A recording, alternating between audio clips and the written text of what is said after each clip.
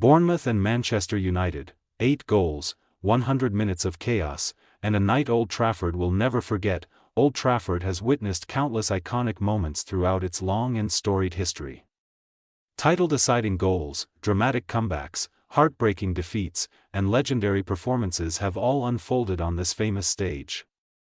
Yet the night of December 15, 2025, will be remembered for something altogether different, a match so chaotic, so emotionally charged, and so relentlessly entertaining that it defied every traditional football narrative. Manchester United and AFC Bournemouth played out an astonishing 4-4 draw, a match that felt less like a league fixture and more like a cinematic thriller. 8 goals. Endless momentum swings. Tactical battles that collapsed into raw emotion. And after more than 100 minutes of football, no clear winner, only exhaustion, disbelief, and the lingering sense that everyone involved had just witnessed something extraordinary. For the neutral fan, it was pure footballing theater. For supporters of both clubs, it was a night of joy, despair, hope, and frustration, sometimes all within the same 5-minute spell. United's perfect start and Old Trafford's early roar. Manchester United entered the match with purpose. Ruben Amorim's side knew exactly what was at stake. 3 points would draw them level with Chelsea in the race for the top 4. A crucial step in what had been an encouraging but inconsistent campaign. The atmosphere inside Old Trafford reflected that urgency. From the opening whistle, United played with intensity, pressing high and moving the ball with confidence. Bournemouth were pinned back early, forced to defend deep as United poured forward wave after wave of attack. The breakthrough arrived in the 13th minute. Diogo Dalot surged down the right and delivered a low cross into the box. Bournemouth goalkeeper George Petrovic reacted well to block the initial effort, but the danger was not cleared. Bournemouth refused to be overawed, yet Bournemouth did not come to Manchester merely to survive. Andoni Iraola's team showed impressive composure in the face of United's early dominance. Gradually, they began to grow into the contest, stringing together passes and exploiting pockets of space left by United's attacking intent.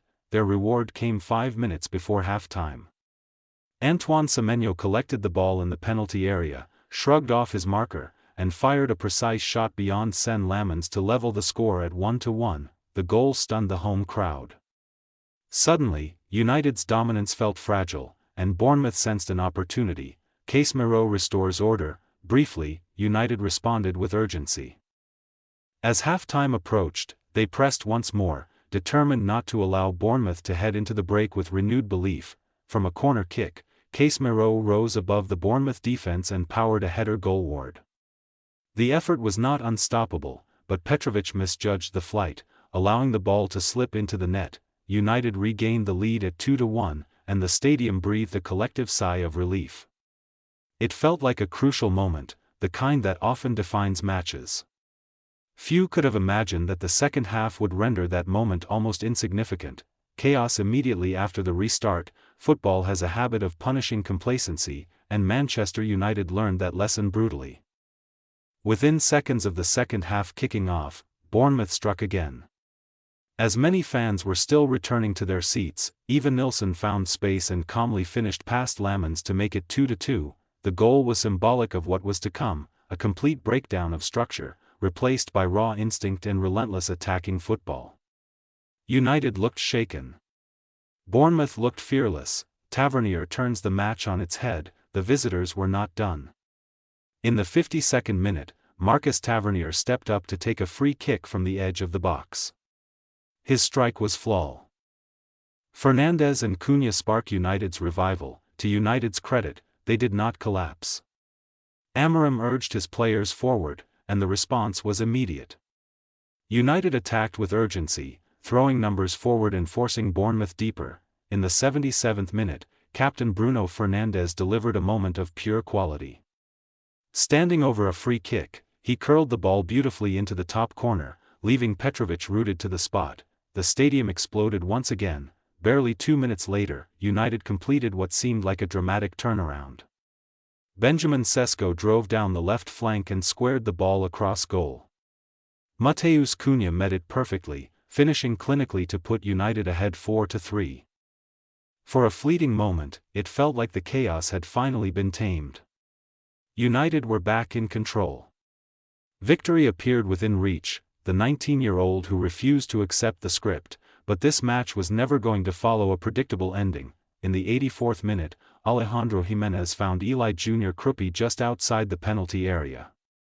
The 19-year-old substitute showed remarkable composure, striking the ball cleanly and low into the corner of the net. 4-4, Old Trafford was stunned into silence. Once again, Bournemouth had refused to go away. Once again, United's lead had evaporated, a breathless finale. The drama was not over. Deep into stoppage time, Bournemouth nearly completed an extraordinary comeback.